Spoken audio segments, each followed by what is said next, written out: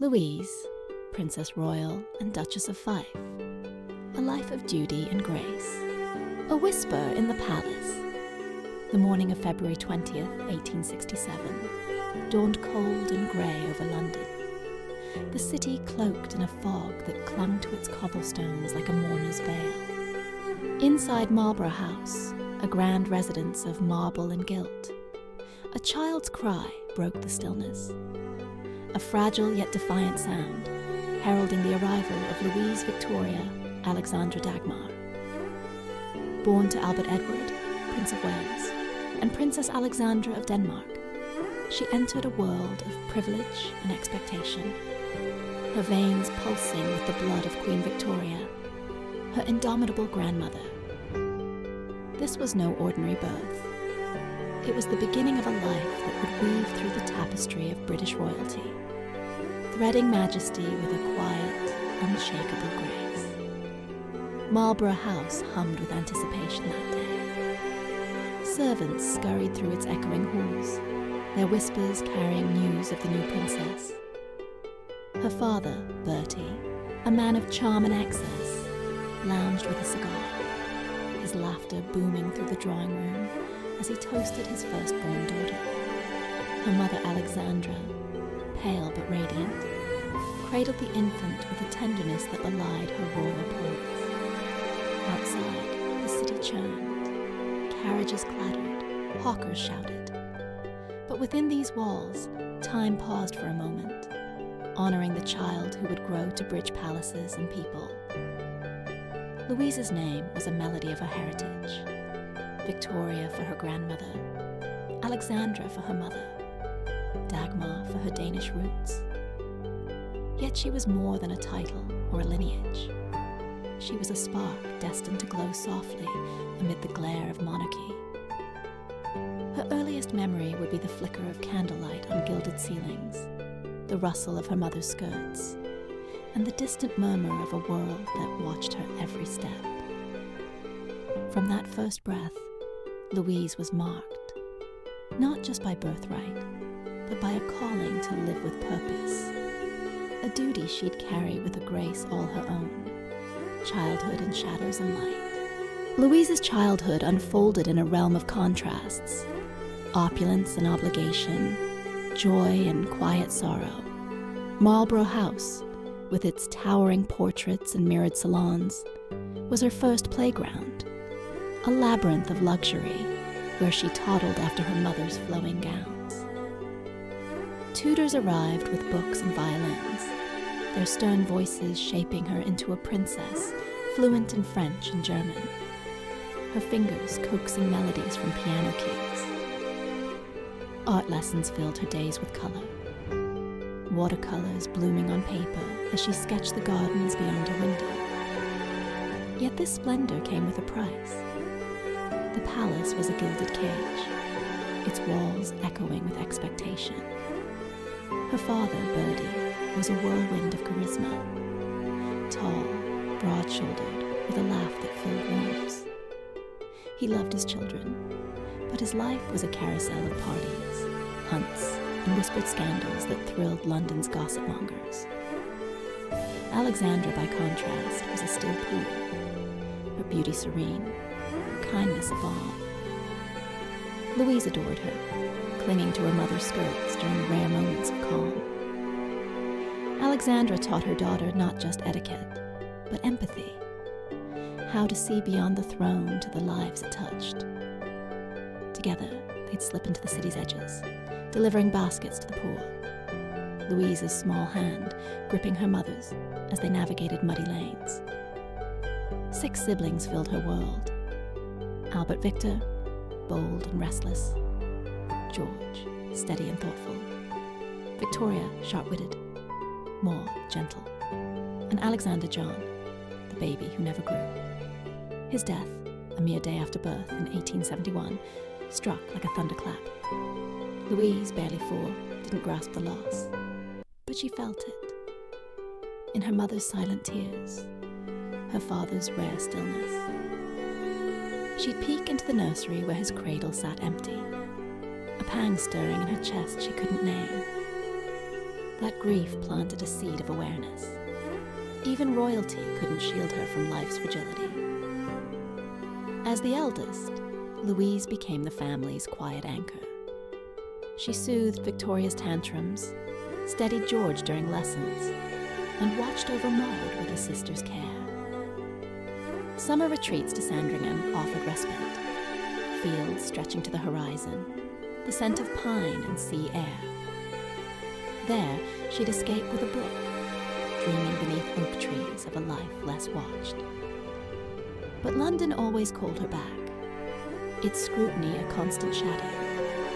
Newspapers mocked her father's exploits, and though Louise bore no blame, she felt the sting, a longing to prove her worth beyond her name. A bold union. By her late teens, Louise was a vision, tall, with her mother's fair hair and a gaze that held both strength and softness. Suitors whispered across Europe, princes vying for a royal match. But Louise recoiled from their scripted overtures. She craved authenticity, not alliance. On July 27, 1889, at 22, she stepped into Buckingham Palace's chapel, her heart racing beneath a simple silk gown. Before her stood Alexander Duff, 6th Earl of Fife, 18 years older, weathered by time, yet warm with the sincerity that drew her in. Alexander was no fairy tale prince. His hair greyed at the temples, his hands calloused from managing Scottish estates. He lacked the polish of court, but offered what Louise sought: stability, a life beyond the royal circus. Their courtship had been quiet. Walks in Hyde Park, letters exchanged in secret. Critics clucked at the match. A princess should aim higher, they said. But Louise cared little for their chatter. Queen Victoria, her grandmother, saw the truth in her granddaughter's eyes and blessed the union, elevating Alexander to Duke of Fife moments after the vows. Louise became Duchess, a title she wore with pride. The wedding was intimate by royal standards, soft hymns, a scattering of family, Victoria's stern nod from the pews. Louise's hands trembled as she slipped a ring onto Alexander's finger, not from nerves, but from the weight of her choice. This was her rebellion, a quiet defiance of tradition, a step toward a life she could shape. The reception buzzed with muted elegance. Bertie toasted with champagne. Alexandra dabbed tears. Outside, Londoners peered through gates, curious about the princess who'd chosen a Scotsman over a crown. In 1900, Victoria deepened her gift, granting a second dukedom inheritable by their daughters, a rarity reflecting her faith in Louise. It was a promise of legacy, a nod to the future they'd build. Together, they forged a partnership rooted in mutual respect. Alexander's steady presence calmed Louise's restless spirit. Her vitality softened his edges. They split their days between London's whirl and Scotland's peace, a balance that became their strength, Scotland's embrace. By her late teens, Louise was a vision, tall, with her mother's fair hair and a gaze that held both strength and softness. Suitors whispered across Europe, princes vying for a royal match. But Louise recoiled from their scripted overtures. She craved authenticity, not alliance.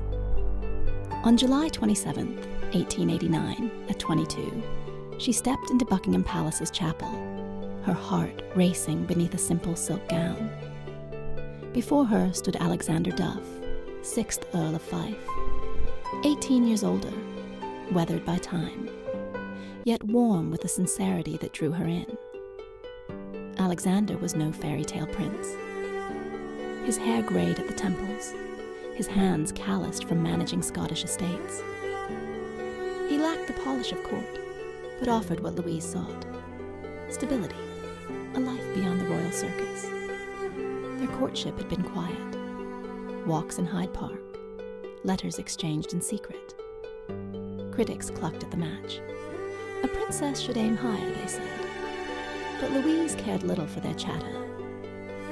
Queen Victoria, her grandmother, saw the truth in her granddaughter's eyes and blessed the union, elevating Alexander to Duke of Fife moments after the vows. Louise became Duchess, a title she wore with pride. Motherhood's joys and sorrows. Motherhood crowned Louise's Scottish years. Alistair arrived in 1890, a fragile boy with Alexander's eyes. His death mere months later broke her. She'd rock his empty cradle, tears silent as snow. Alexandra came in 1891, bold and bright, followed by Maud in 1893, tender yet firm. Each birth was a balm, each child a tether to hope. Louise poured herself into them, her love fierce and unguarded. She raised them with purpose. Privilege is a tool, she told Alexandra during an 1896 fever that gripped the girl, her voice steady as she cooled her brow. Use it well. When Maud fell from a pony in 1898, Louise ran through rain to hold her, mud clinging to her hem.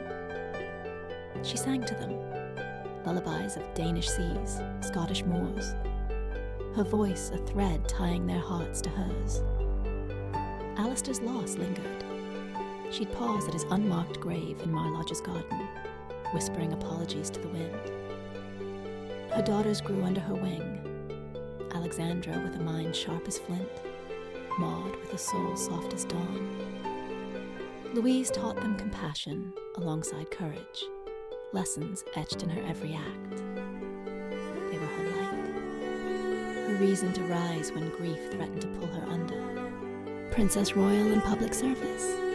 In 1905, King Edward VII crowned Louise Princess Royal, an honor reflecting her place as his eldest daughter. She accepted it not as glory, but as a mantle of service. London's sick and poor became her charge. During a 1907 flu epidemic, she ventured into tenements, her cloak dusted with soot, delivering broth and blankets. A widow clutched her hand, sobbing, "You're an angel." Louise shook her head. Just a woman who cares. In Scotland, her reach widened. A 1909 famine saw her empty Marlodge's stores, her hands doling out oats to gaunt farmers. She listened, hours spent by hearts, their tales of hardship met with her own. "My son didn't live to see spring," she'd murmur, eyes glistening, forging a bond beyond rank. Hospitals bore her mark, beds funded, nurses trained, quiet gifts that saved lives without fanfare. Her warmth touched all.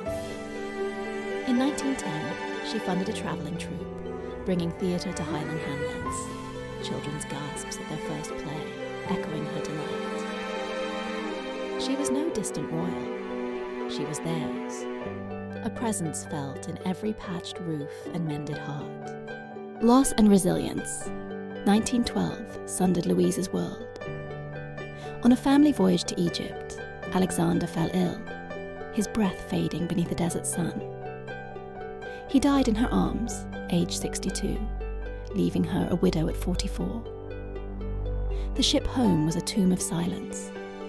She clutched Alexandra and Maud, her sobs muffled against their hair. "We're enough," she whispered. A vow to endure. Back at Marlodge, she donned black, but not defeat. That year, she became Colonel-in-Chief of the 7th Dragoon Guards, a woman leading men, her resolve stealing their ranks. She visited camps, her voice steady as she thanked wives and wrote to soldiers. "You fight for us all," her letters read, ink smudged with resolve. Grief honed her purpose. She doubled her aid, funding schools and clinics, her hands never idle. World War I loomed, and Louise rose to it. She knitted socks till dawn, sent care packages, her fingers raw. Her daughters joined her, Alexandra rallying supplies, Maud tending wounded. Through loss, she found strength, her duty a lifeline for a nation at war. a mother's legacy. Louise's daughters became her mirror. Alexandra, inheriting Fife, wielded her title with her mother's grit, thriving in commerce by 1920. Maud, marrying nobility in 1917, bore Louise's gentleness into her union. "Stand tall," Louise told Alexandra during a 1915 gale, her words a bulwark. To Maud at her wedding, she murmured, "Love fiercely, it's eternal." Wartime deepened their bond. Louise watched Alexandra organize drives, her efficiency a quiet pride. Maud's hospital shifts earned her mother's nod. "You've my heart," Louise said, brushing her cheek. She guided them through peace, her lessons of service, their inheritance. By her death in 1931, they were her echo, strong, kind, enduring. Voices of the people. Louise's legacy lived in stories. In 1925, an Aberdeenshire crofter pointed to her oaks, now mighty. "She dug with us," he rasped, "no finer lady." A London nurse from 1918 recalled her slipping in with coal, whispering, "Keep them warm." A dragoon widow treasured her 1916 note, "I share your loss." A lifeline through despair. A teacher in 1927 credited her school to Louise's coin, miners' sons reading by her grace. A playwright in 1930 staged his work with her old grant, her applause still ringing. Through decades, her name endured, not in stone, but in lives she lifted, a princess of the people. A song unsilenced. Louise sought no acclaim, yet it found her in the love of those she served. Dead in 1931, her spirit lingered. From London's alleys to Scotland's glens, she was Miss Louise, a royal not of pomp, but of heart. Her life sang a truth, duty and grace, not crowns, forged true nobility. A melody echoing through time.